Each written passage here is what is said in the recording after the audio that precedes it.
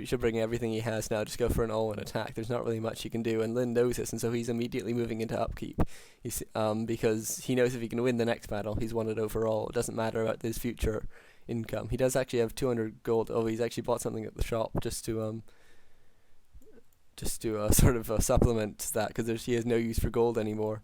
So he may as well spend all that he can as soon as possible, just before more and more units are produced by Lin. And what's the upkeep? 56 versus 43. So really, Lin is on the offensive now. After a fairly good battle in Mynhyuk's base, Lin just really managed to take the advantage and destroy the main. And I think this could be the end for Mynhyuk here. He is taking down the altar, but that isn't too important. I guess if Lin loses his Blade Master somehow, even though he has lesser invulnerability pots, Scroll of Healing, and Healing Wave, if he does somehow lose his Blade Master, it could go his way, and you would probably just tavern it back though.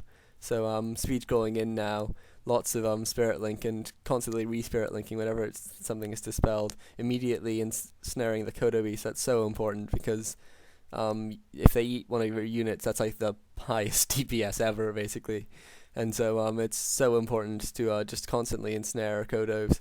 And Healing Wave being used by Mynhyuk, and he does have a lot of mana because he still has that mana pendant, but I think there's not that much he can do at this point. Another Kodo coming out for Lin as well, so Mynhyuk will need to be careful to ensnare it. And actually Mynhyuk, between ensnares, did manage to grunt, which is quite nice.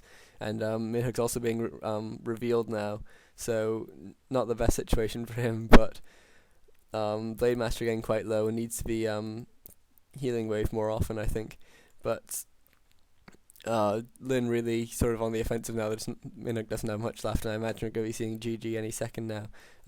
Lin actually forced to run his Blade Master back, but just uses his spare gold to buy a healing potion and get straight back into the battle, because the Blade Master is so important in this. Just both for tanking and, but most importantly, just for doing damage. And it looks like we might be seeing the end just here, because the Shadow Hunter is sort of out of mana, and the Blade Master doesn't have much going for him. It's just sort of his general army is so depleted at this point, and sort of 2 Kodos, 2 Raiders, and there's the GG there. So I hope you found that enjoyable. I think it's quite important, even if it's not the most interesting matchup, just to know how Orc versus Orc works. It's very standard.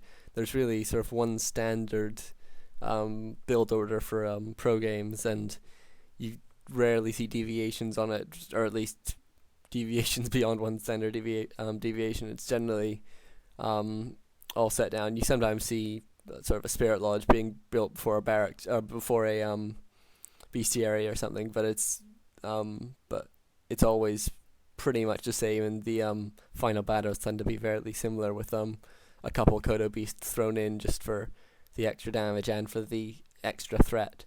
So I hope you enjoyed that. Feel free to comment, rate, or subscribe below. Thanks.